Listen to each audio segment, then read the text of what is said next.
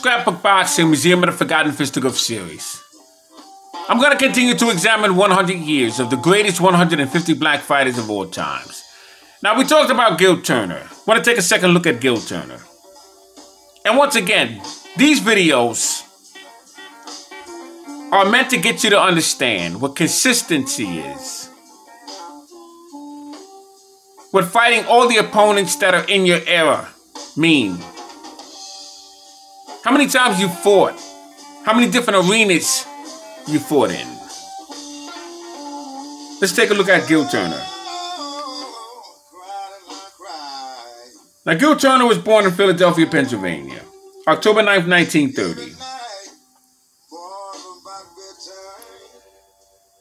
Now, he would begin his career May 1st, 1950.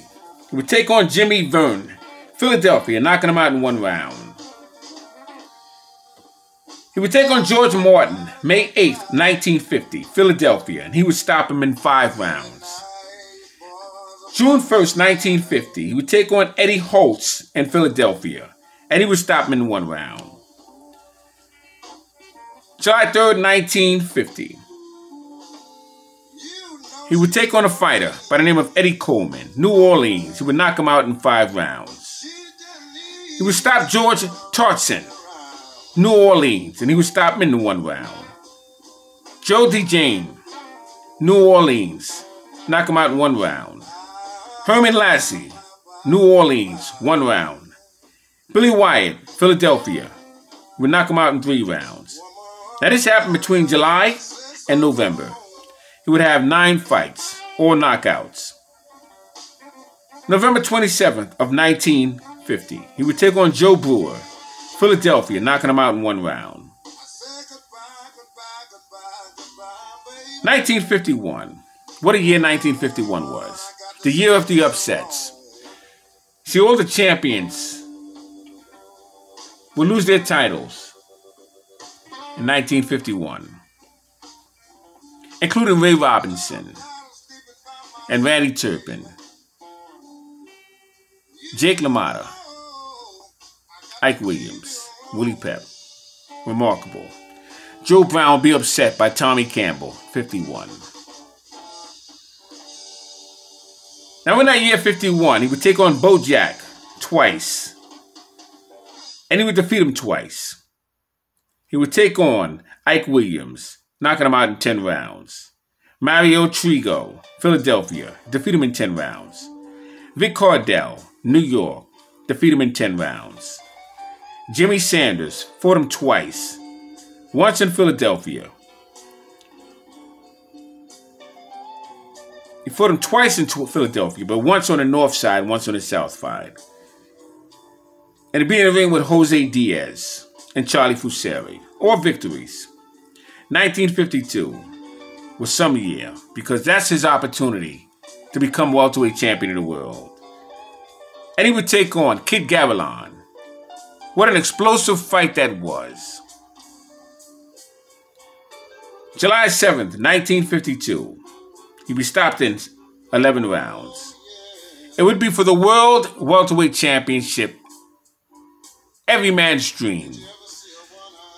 And Gil Turner was celebrated before the fight in the gymnasiums because he was a local hero.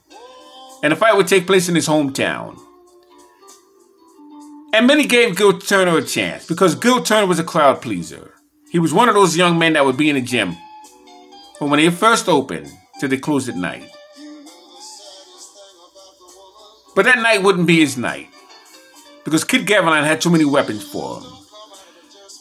Kid Gavilan would throw a bolo punch underneath and over the top. He would throw fast combinations and he had fast feet. And he was determined to defeat Gil Turner because the last time he was in Philadelphia of significance, he himself was trying to win a welterweight championship belt from Ray Robinson, and he came up short. And from that point on, he said he would defeat every Philadelphia fighter. 1953. He'd be in the ring with Bobby Dykes. He would fight in Philadelphia, January 20th of that year. He would defeat him in 10 rounds. February 10th of 1953, he would take on Charlie Williams, Philadelphia. He fought Charlie Williams in Miami Beach, Florida.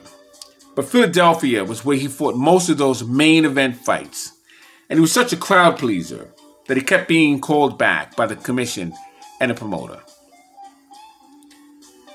By 1953, he would take on Johnny Saxton, June 15th of that year. Fought him in Philadelphia and defeated him in 10 rounds. Johnny Saxton was from Newark, New Jersey, and he would become a 2-time welterweight champion. He would lose his belts to Tony DeMarco and Carmen Basilio. Speaking of Johnny Saxton.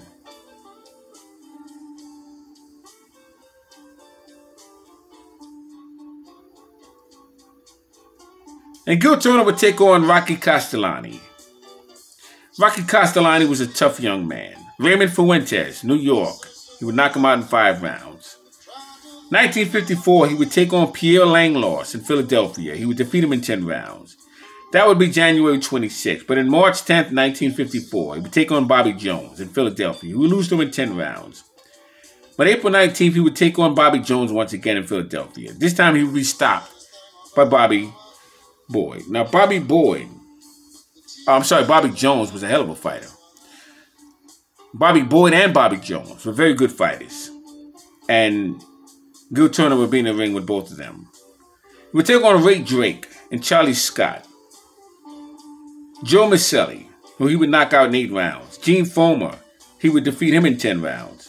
Raymond Fuentes, he would have a draw in 10 rounds. But he would lose to Gene Fomer in a return go, and Carmen Basilio after that.